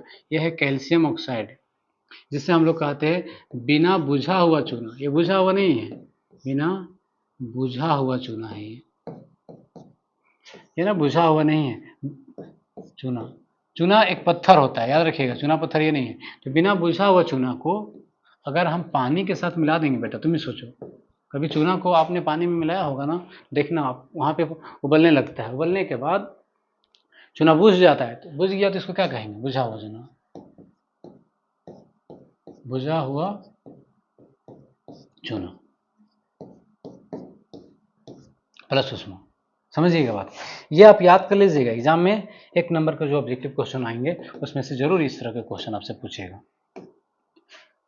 मतलब बिना बुझा हुआ चूना का सूत्र क्या होता है, कैल्शियम ऑक्साइड ठोस होता है, H2O लिक्विड हो गया आपका, फिर ये क्या बन गया, aqueous बन गया, AQ बन गया, ठीक है। तो देखिए CaO को हमने जल के साथ मिलाया तो बुझ गया चूना, तो बुझा बिना ये बुझा हुआ चूना बन गया, प्लस ऊष्मा तो गर्मी, तो चूना को जब भी आप पानी डालेंगे जैसे कि उसमें से भाप निकलेगा, गर्मी निकलेगा, इसलिए ऊष्मा उत्पन्न होता है, ठीक है। तो ये हो गया आपका संयोजन अभिक्रिया। क्यों, क्योंकि हमने चूना और पानी को मिलाया, तो 2 पदार्थों को मिलाया ना, चूना एक पदार्थ है ठोस है, उसको हमने लिक्विड यानी कि पानी में डाला, तो वो क्या करने लगा, उबलने लगा। अभिक्रिया होने के बाद हमें चूना बुझा हुआ चूना मिला, जो एक तरह से क्या कहते हैं हम उसको, ठोस भी नहीं होता है ना, वो बिना बुझा हुआ चूना बनता है, इसको हम क्या बोलते हैं, कैल्शियम हाइड्रोक्साइड, याद रहेगा, ठीक है। अब ये देखना है कि क्या ये समीकरण हमने लिख तो दिया, क्या बैलेंस है या नहीं है। अगर नहीं है तो आपको बैलेंस करना ही पड़ेगा, ठीक है। Ca यहाँ पे कितना 1 है, यहाँ भी 1 है, चलेगा। ऑक्सीजन यहाँ पे 1 है, यहाँ पे भी 1, 2 है, तो ऑक्सीजन यहाँ पे देखिएगा 2 है, चलेगा। हाइड्रोजन 2 है, यहाँ पे हाइड्रोजन, फिर तो संतुलित ही है तो क्यों करना, ठीक है। तो आपको संयोजन अभिक्रिया समझ में आया, जब 2 या 2 से अधिक पदार्थों को आपस में मिलाएंगे अभिक्रिया होगा तो एक ही उत्पाद का निर्माण होगा, उसे संयोजन अभिक्रिया कहेंगे। क्यों, क्योंकि 2 मिलकर 1 बनाए, 2 मिलकर 1 बनाए, इसलिए संयोजन अभिक्रिया है, ठीक है। इसी के बाद हम आगे देखेंगे वियोजन अभिक्रिया। वियोजन अभिक्रिया इसका जस्ट उल्टा होता है। क्या है, एक पदार्थ होगा जिसको हम अगर तोड़ेंगे, ठीक है, तो अनेक पदार्थ में टूटेगा। 2 हो सकता है, 3 हो सकता है, 4 हो सकता है, जितना भी हो, लेकिन कम से कम एक से ज़्यादा ही होगा, 2 होना चाहिए। ठीक है, तो अब समझिए यहाँ पे क्या लिखा है। ऐसी रासायनिक अभिक्रिया जिसमें एकल अभिकर्मक यानी कि अभिकारक टूटकर छोटे छोटे उत्पाद का निर्माण करते हैं, जो 2 भी हो सकते हैं या 2 से ज़्यादा भी हो सकते हैं। समझ रहे बात को ना? तो ऐसे रासायनिक अभिक्रिया जिसमें एक पदार्थ को आप तोड़ के एक से ज़्यादा पदार्थ बनाएंगे, तो उस अभिक्रिया को हम लोग वियोजन अभिक्रिया करें। वियोजन के वियोजित होना, आप यहाँ पे देखेंगे डिकम्पोजिशन। कंपोजिशन का मतलब होता है मिक्स होना, ठीक है। और क्या बोलते हैं उसको, अलग होने के डिकम्पोज कहेंगे, अलग हो जाना। तो एक पदार्थ टूट के एक से ज़्यादा उत्पाद का निर्माण करेंगे ना, तो उस अभिकारक को हम लोग क्या कहेंगे, वियोजन अभिक्रिया कहेंगे। अब वियोजन अभिक्रिया कराने के 2-3 प्रोसेस होता है। वो क्या क्या प्रोसेस है? पहला जो है वो उष्मीय वियोजन होता है।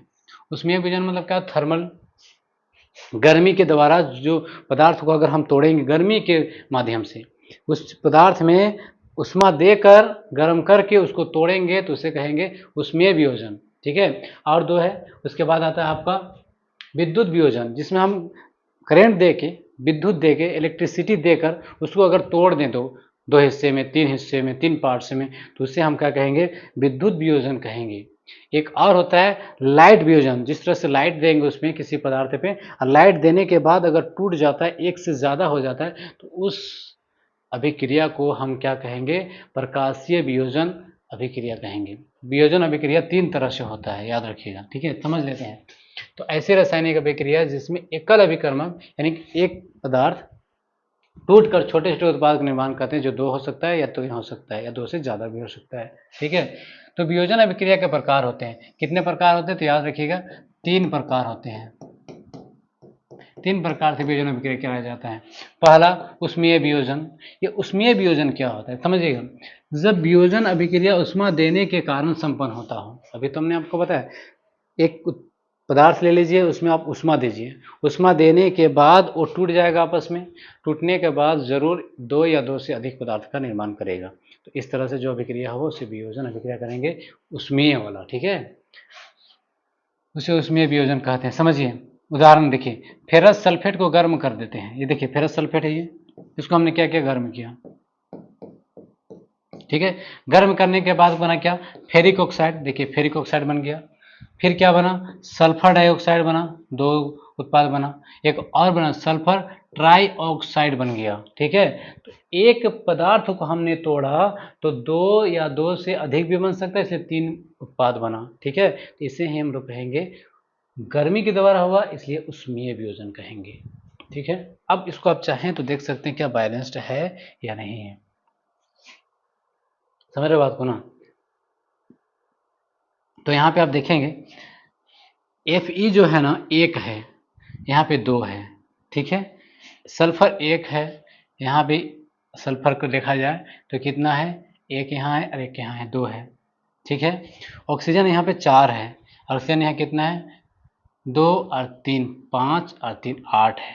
ठीक है, तो अब हम क्या करने वाले हैं, सबसे पहले देखिए आयरन को, देखिए Fe को 1 है, यहाँ 2 है, तो 2 है और 1 है, तो जब भी 2 और 1 आता है तो आपको हमने बताया था कि आप वहाँ सिंपल सा कुछ नहीं करना, आपको 2 से गुना कर देना है। अब मिलाइए, आयरन 2, यहाँ पे भी 2, सल्फर यहाँ पे कितना 1 है, यहाँ भी नहीं सॉरी 2 है, 1 2 ना यहाँ पे, तो 1 यहाँ और 1 यहाँ, 2 हो गया। चलिए ठीक है, ऑक्सीजन 4 दूनी 8 है, यहाँ पे 3 और 2 5 और 3 8 है। क्लियर से बात है। अब ये समीकरण क्या है, हमारा संतुलित है ना, समझिएगा, याद रखिएगा। ठीक है, ये समीकरण संतुलित समीकरण है। अब है ना, तो हमने क्या किया, बस यहाँ पे 2 लिखने से समीकरण संतुलित होते। ठीक है, अगला देखते हैं विद्युत वियोजन क्या होते हैं। देखिए, जब वियोजन अभिक्रिया विद्युत प्रवाह करने से संपन्न होता है, उसे भी होता है। तो मतलब कोई पदार्थ में आप इलेक्ट्रिसिटी दीजिए, उसमें विद्युत दीजिए, उसके बाद वो टूटे 2 या 2 से अधिक में, उस वियोजन को हम कहेंगे विद्युत वियोजन अभिक्रिया। ठीक है, समझिए, जल में अगर हम विद्युत दे दें तो क्या हो जाएगा, हाइड्रोजन ऑक्सीजन अलग हो जाएगा। समझिए, तो H2O जल होता है, इसमें हमने विद्युत दिया तो हाइड्रोजन गैस अलग हो गया और ऑक्सीजन गैस अलग हो जाएगा। ठीक है, तो यहाँ पे अब बैलेंस करके देखना है। हाइड्रोजन यहाँ पे कितना है, 2, यहाँ पे भी 2, ऑक्सीजन यहाँ पे 1 है, यहाँ पे 2 है, यहाँ पे 2 है, यहाँ पे 1 है, यानी कि इसमें हमको 2 से गुना करना ही पड़ेगा। अब देखिए हाइड्रोजन 2 दूनी 4, यहाँ पे कितना है 2 है, आपको यहाँ 2 लिखना पड़ेगा। Hydrogen 4, hydrogen 4, oxygen 2, oxygen 2 balanced है। तो आपको विद्युत वियोजन समझ में आया? सिंपल सी बात है, विद्युत देने के बाद जो वियोजन अभिक्रिया होता है उसे वियोजन अभिक्रिया कहते हैं, क्लियर सी बात है। प्रकाशीय वियोजन लाइट के द्वारा, जब वियोजन अभिक्रिया प्रकाश की उपस्थिति में हो तो है ना, उसे प्रकाशीय वियोजन कहते हैं। जैसे सिल्वर ब्रोमाइड प्रकाश की उपस्थिति में सिल्वर और ब्रोमीन में टूट जाता है। ठीक है, सिल्वर ब्रोमाइड है ये, तो इसको प्रकाश देंगे तो टूट के क्या बनेगा, सिल्वर और ब्रोमीन। ठीक है, अब बराबर देखिए, Ag2 है, 1 है यहाँ भी 1 है, ब्रोमीन 1 है, यहाँ पे 2 है, यहाँ पे 2 है, यहाँ पे कम है ना, सिंपल सा 2 से गुना कर दीजिए। अब देखिए Ag2 है, 1 है, यहाँ भी 2 लिख लीजिए। अब देखिए Ag2 Br2 समीकरण संतुलित है। तो संयोजन और वियोजन समझ में आ गया। एक बार मैं रिपीट कर देता हूँ। संयोजन का मतलब होता है दो पदार्थ के मिलने के बाद एक उत्पाद का निर्माण हो, उसे कहेंगे संयोजन। और वियोजन में एक ही पदार्थ आपस में टूट के 2-3 पदार्थ बना दे, उसे कहेंगे वियोजन। ठीक है, तो संयोजन अभिक्रिया, वियोजन खत्म हो गया। अब आगे बढ़ते हैं, तो आता है विस्थापन अभिक्रिया। क्या आता है बेटा, विस्थापन अभिक्रिया आता है। ठीक है, याद रखिएगा।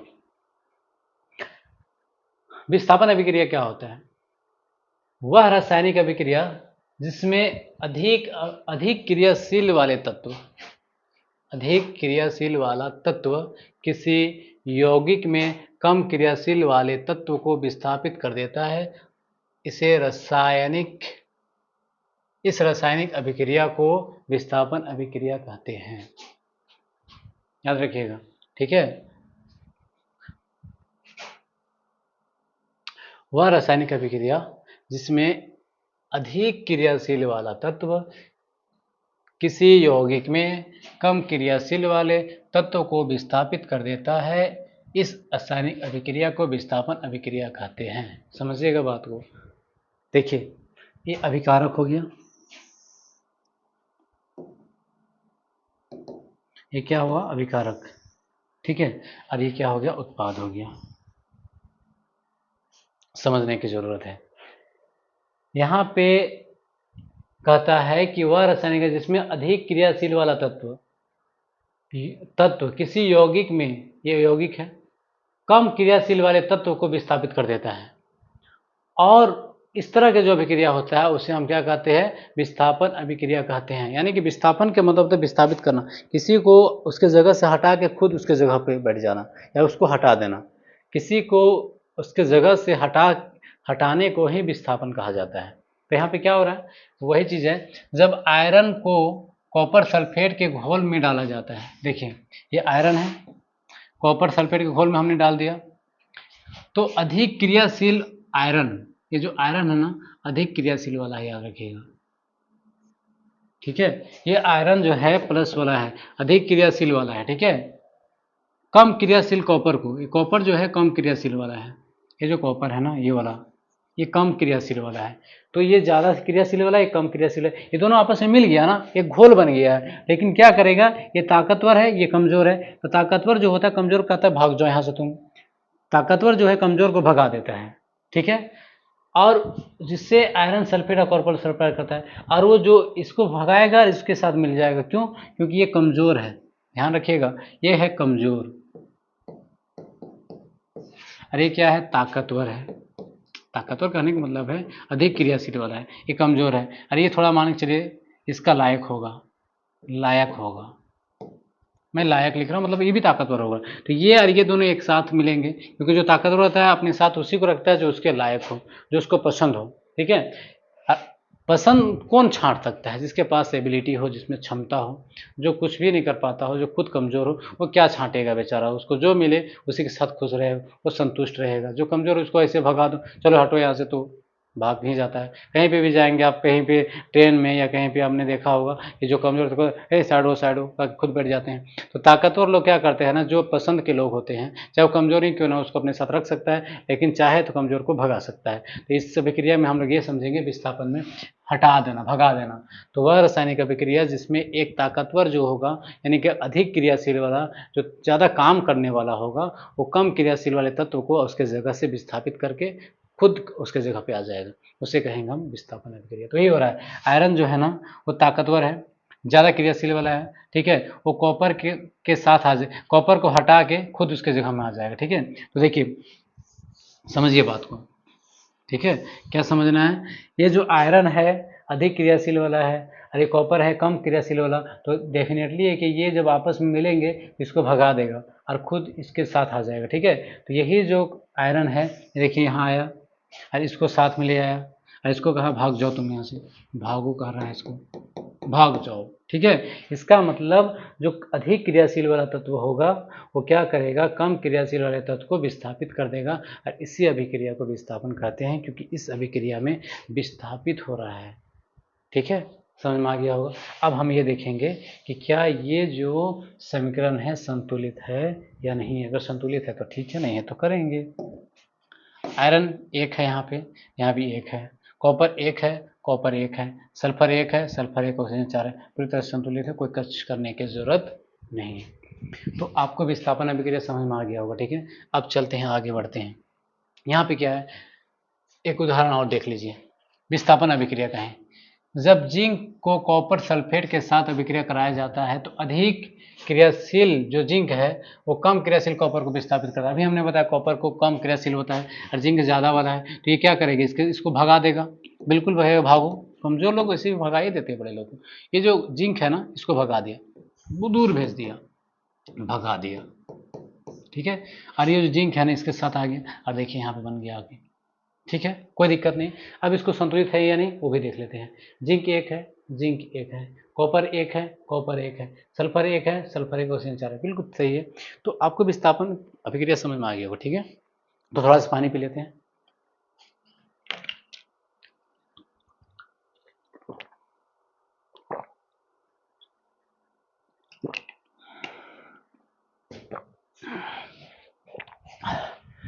ठीक है, आप भी पानी पी लीजिए, ठीक है, ज़्यादा मजा आएगा समझने में। फिर अगर विस्थापन आपने समझा तो अभी समझेंगे द्विविस्थापन। द्विविस्थापन अभिक्रिया क्या होता है, समझिए बात को। वह रासायनिक अभिक्रिया जिसमें दो अभिकारक अपने आयनों का आपस में आदान प्रदान करते हैं, जिसमें दो नए यौगिक का निर्माण होता है। समझिएगा, दो अभिकारक, एक अभिकारक ये है, एक अभिकारक ये है। पहले से मैंने लिखा ताकि आपको जल्दी समझ में आ जाए। अपने आयनों का आपस में आदान प्रदान करते हैं, समझिएगा। ये जो है ना इसके पास प्लस आयन है और बी के पास माइनस आयन है, पॉजिटिव है इसका, नेगेटिव, इसके पास भी पॉजिटिव है, इसके पास भी नेगेटिव है। तो ये अभिकारक दो हैं, ये अपने आयन को आपस में बदल लेंगे। ये जो प्लस वाला है यहाँ आ जाएगा, ठीक है, इसका माइनस वाला को यहाँ ले आएगा, ठीक है। तो क्या किया, यहाँ वाला यहाँ आया, यहाँ वाला यहाँ आएगा, ठीक है।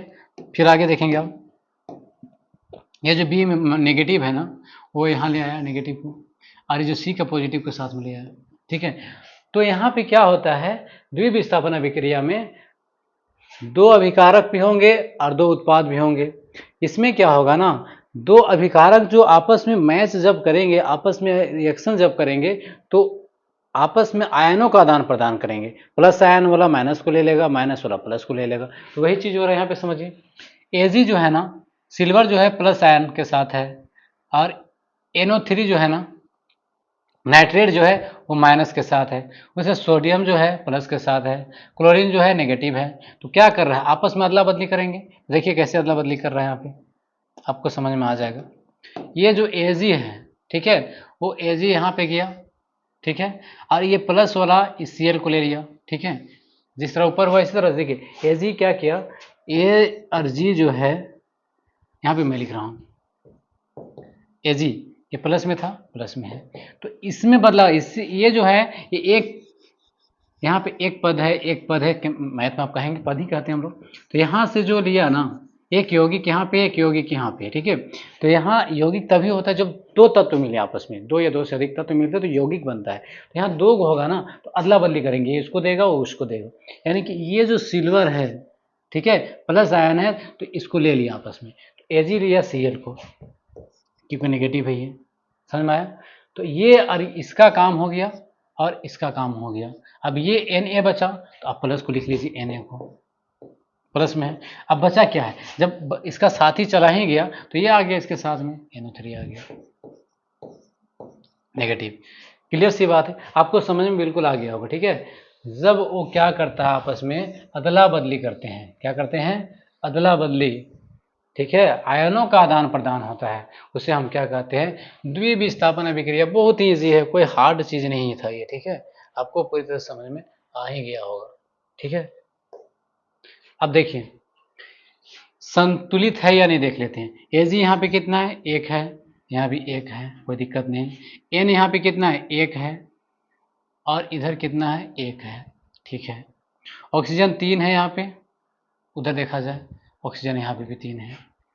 Na यहाँ पे कितना, एक है, यहाँ भी एक है। Cl यहाँ पे एक है, यहाँ भी है, संतुलित भी है, कोई दिक्कत नहीं। तो द्विविस्थापन अभिक्रिया में क्या होता है कि अभिकारक में जो भी यौगिक होंगे, दोनों यौगिक आपस में तत्व में जो आयन होगा प्लस और माइनस होगा उसका आपस में बदला बदली करेंगे, ठीक है, और जाके उधर उत्पाद का निर्माण करेंगे, कोई दिक्कत नहीं। लेकिन इसमें समझिएगा दो नए यौगिक का निर्माण करें। देखिए एक नया यौगिक यहाँ पे है और एक यहाँ पे है, कोई दिक्कत नहीं। चलिए अगला देखते हैं, ये क्या है, उपचयन अभिक्रिया।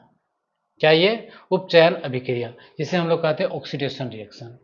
समझिएगा, वह अभिक्रिया जिसमें ऑक्सीजन की वृद्धि होती है, वह अभिक्रिया जिसमें ऑक्सीजन की वृद्धि होती है, ठीक है, वह अभिक्रिया जिसमें ऑक्सीजन की वृद्धि, इस लफ्ज को याद रखिएगा। या फिर उसमें क्या होता है, हाइड्रोजन की कमी, या तो ऑक्सीजन का जुड़ जाना या हाइड्रोजन का कम हो जाना, उपचयन अभिक्रिया कहा जाता है, ठीक है। उदाहरण, जब मैग्नीशियम धातु को ऑक्सीजन में जलाया जाता है तो हमें मैग्नीशियम ऑक्साइड मिलता है। देखिए मैग्नीशियम यहाँ पे है, उसको ऑक्सीजन जलाया गया, यहाँ पे देखिए ऑक्सीजन जुड़ गया, यहाँ पे क्या हुआ, ऑक्सीजन की वृद्धि हुआ, ऑक्सीजन का वृद्धि हो गया, यहाँ से जब यहाँ गया तो ऑक्सीजन का वृद्धि हुआ, ऑक्सीजन की वृद्धि।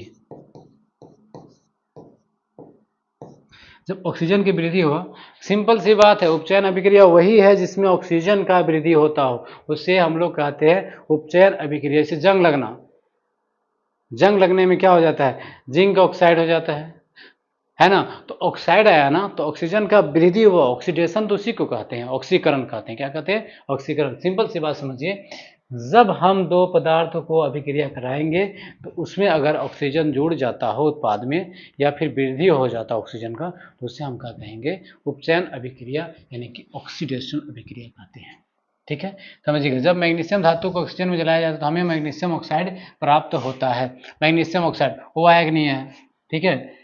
तो यहाँ मैग्नीशियम ऑक्सीजन से जुड़ता है, देखिए ये मैग्नीशियम जो है ना, ये वाला मैग्नीशियम है, ऑक्सीजन के साथ जुड़ जाता है, इसलिए उपचयन अभिक्रिया है। तो ये ऐसी बात है, वह रासायनिक अभिक्रिया जिसमें दो पदार्थों को जब हम अभिक्रिया कराएंगे तो उसमें जो ऑक्सीजन होगा ना वो जुड़ेगा, यानी कि उसकी वृद्धि होगी। तो जिस अभिक्रिया में ऑक्सीजन की वृद्धि होती है उसे उपचयन अभिक्रिया कहते हैं। क्लियर सी बात है, ठीक है। आगे बढ़ते हैं। अब इसमें देख लीजिए ये क्या संतुलित है, अगर संतुलित नहीं तो करेंगे, मैग्नीशियम एक है, यहाँ पे भी एक है, ऑक्सीजन दो है, यहाँ पे दो नहीं है, तो यहाँ पे दो लिख दीजिए। अब फिर से मिलेगा, मैग्नीशियम यहाँ पे एक है, वहाँ दो है, तो यहाँ पे दो लिखिए। अब ये संतुलित है।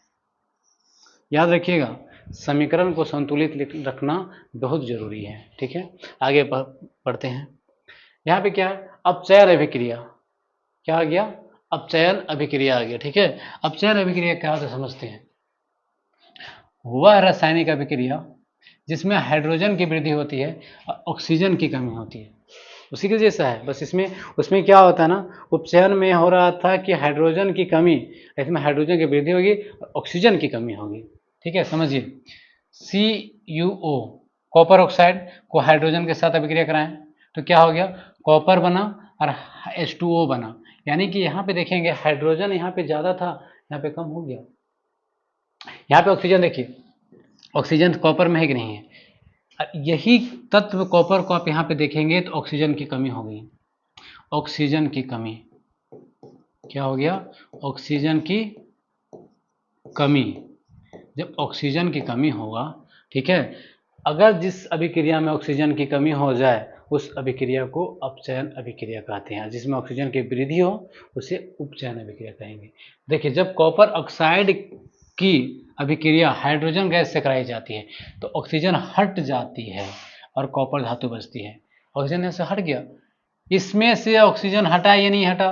तो आपने देखा कि यहाँ पे जो था ना, यहाँ पे भी कॉपर है, यहाँ भी कॉपर है, लेकिन इसके साथ ऑक्सीजन था, लेकिन यहाँ ऑक्सीजन हट गया तो यहाँ पे ऑक्सीजन की कमी हो गई।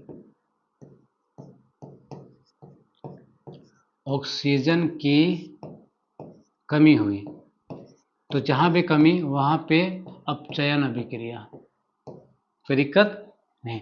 तो आपको अपचयन भी समझ में आया, अपचयन भी समझ में आया, ठीक है। इसको और डीपली समझ लेते हैं। देखिए, यहाँ पे मैंने एक ही जगह पे लिखा है, इसको आप ज़्यादा अच्छा से समझ पाएंगे, बहुत अच्छा समझ पाएंगे आप इसे।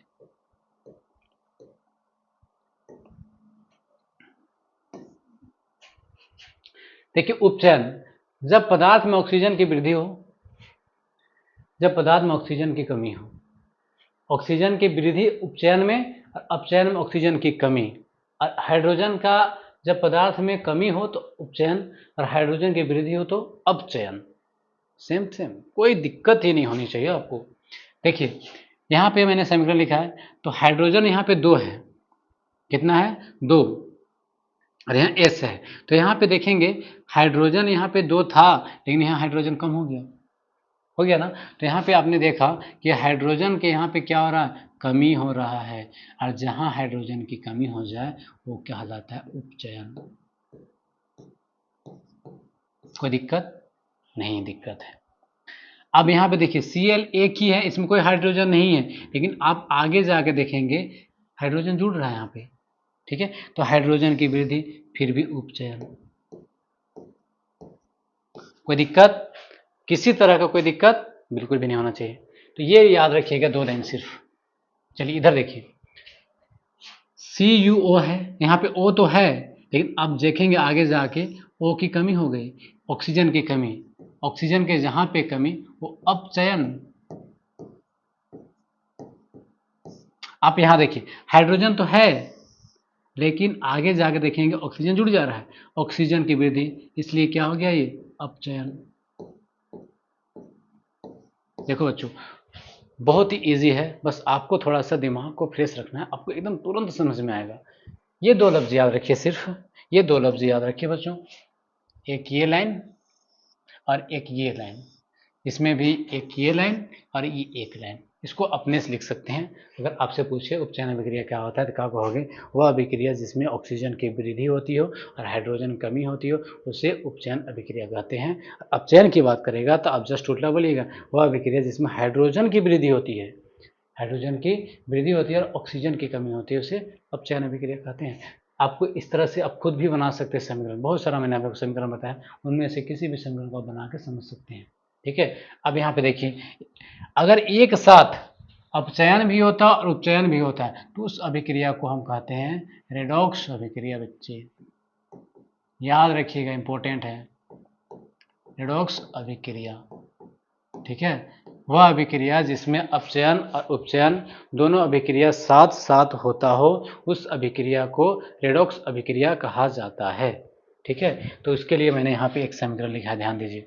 देखिए, यहाँ पे ऑक्सीजन है, आगे जाके देखेंगे ऑक्सीजन खत्म हो गया तो ऑक्सीजन की कमी हुआ या नहीं हुआ? तो हो गया ना, तो अपचयन हो गया। ऑक्सीजन की कमी, ऑक्सीजन की कमी, अपचयन अभिक्रिया। यहाँ हाइड्रोजन है, आगे जाके देखेंगे ऑक्सीजन की वृद्धि, उपचयन अभिक्रिया। तो आप इसको भी एग्जाम्पल में लिख सकते हैं, कोई दिक्कत नहीं, किसी को भी लिख सकते हैं, जिसमें आपको बस दोनों को दिखाना है, जिसमें एक वृद्धि हो रहा है एक कमी हो रहा है। तो जिसमें ऑक्सीजन की वृद्धि हो और ऑक्सीजन की कमी भी हो जाए तो वो दोनों साथ साथ हो रहा है ना।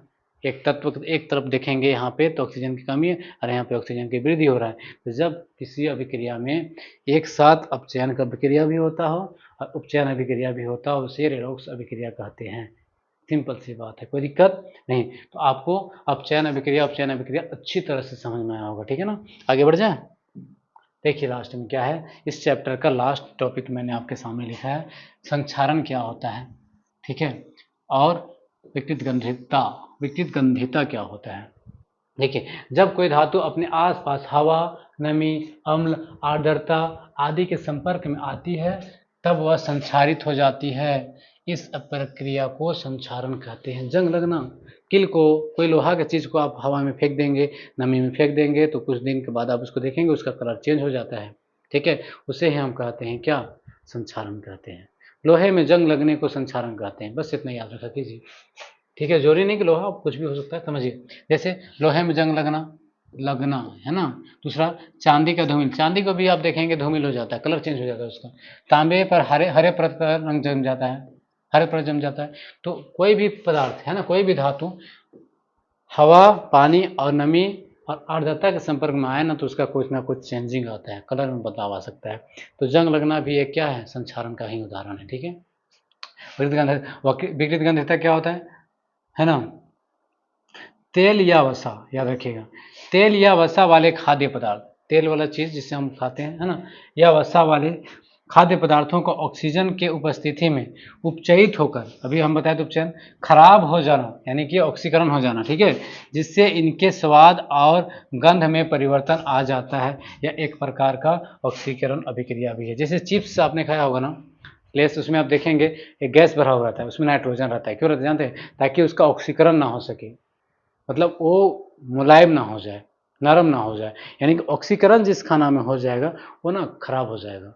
तो वही बोलते हैं कि तेल या वसा वाले खाद्य पदार्थों का ऑक्सीजन की उपस्थिति में उपचयित होकर हो जाना, जिससे उसके स्वाद और गंध में परिवर्तन आ जाता है, वह एक प्रकार का, इस तरह का अभिक्रिया होना एक प्रकार का ऑक्सीकरण अभिक्रिया का ही उदाहरण है, यानी उपचयित हो जाना, ठीक है। तो याद रखिएगा, विकृत गंधिता क्या होता है, संक्षारण क्या होता है। तो आज मैंने आपको ये जो 10th क्लास का चैप्टर नंबर 1 है, रासायनिक अभिक्रिया एवं समीकरण, जो कि आपका केमिस्ट्री का है, ठीक है। साइंस में आपका 3 ब्रांच होते हैं, एक केमिस्ट्री होता है, एक फिजिक्स होता है, एक बायोलॉजी होता है। आपका किताब में ना अलग अलग नहीं है, 12th में 11th में जाएंगे तो आपको फिजिक्स अलग पढ़ना पड़ेगा, केमिस्ट्री अलग और बायोलॉजी अलग। फिजिक्स को जानते हैं, भौतिक विज्ञान करते हैं, केमिस्ट्री को रसायन शास्त्र करते हैं और बायोलॉजी को जीव विज्ञान करते हैं। तो ये जो हमने आपको चैप्टर पढ़ाया रासायनिक अभिक्रिया एवं समीकरण, ये रसायन शास्त्र का है और आपका किताब में भी ये पहला ही चैप्टर है, ठीक है, इसलिए मैंने शुरू किया पहला चैप्टर से। तो अगर आप बोर्ड एग्जाम की तैयारी कर रहे हैं, किसी भी बोर्ड एग्जाम का, तो आप अगर इस चैनल में जुड़े रहेंगे तो आपको सारा सब्जेक्ट की तैयारी कराई जाएगी। मैथ भी इस चैनल पर कराया जाएगा तैयारी, ठीक है, आपका सोशल साइंस भी कराया जाएगा, साइंस भी कराया जाएगा, यहाँ तक कि इंग्लिश और हिंदी का भी तैयारी कराया जाएगा, ठीक है। तो आपको क्या करना है, इस चैनल पर जुड़े रहना। अगर वीडियो पसंद आया तो आपको लाइक करना है और अपने दोस्तों को शेयर करना है, ताकि वो भी इसको देख के समझ सके। और नेक्स्ट वीडियो में मैं जब लाऊंगा तो इस चैप्टर का एमसीक्यू क्वेश्चन जितने भी है ना, और क्वेश्चन जितने भी, सारा क्वेश्चन को मैं सॉल्व करा दूंगा, ठीक है। तो आपको बस क्या करना है, इस चैनल के साथ जुड़े रहना है।